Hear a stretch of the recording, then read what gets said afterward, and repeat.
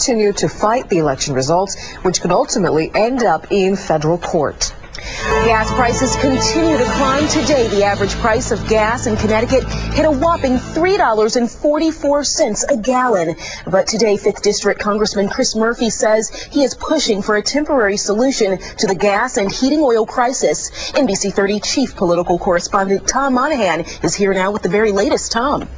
Keisha, this country has what is called a Strategic Petroleum Reserve. It was most recently used in the aftermath of Hurricanes Katrina and Rita.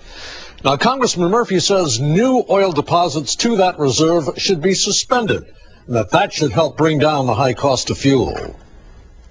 It's hurt us a lot. A lot of people don't go where they used to go. People that had 2 cars now only have 1 car. Tom and Laura Falconeri are the owners of Tom's Service Center in Meriden. They've been repairing vehicles and selling gasoline for 25 years, but now, because of the high cost of fuel, times are difficult.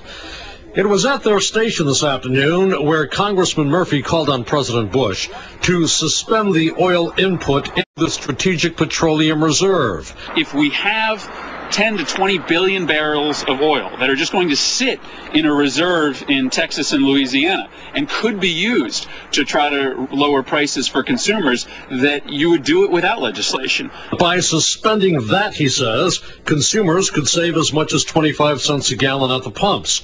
The president could order that himself, says Murphy, but he also says that has not been done, and now legislative action is being proposed. Our request today is to take the first step and to stop that additional 13 billion barrels from going into the reserve, so that then we can have a conversation about bringing some of it out to open up the supply across the country. John Garlock, the owner of a Meriden trucking company, says it cannot happen too soon. We have positions that are available, but because of the high fuel cost, we've elected not to hire right now. We're just bringing people from inside the office to help make some of those deliveries. Meanwhile, concerning the folks at Tom's Service Center, well, they may be looking at making some changes. Maybe we ought to just think about doing a repair shop as opposed to including the gas.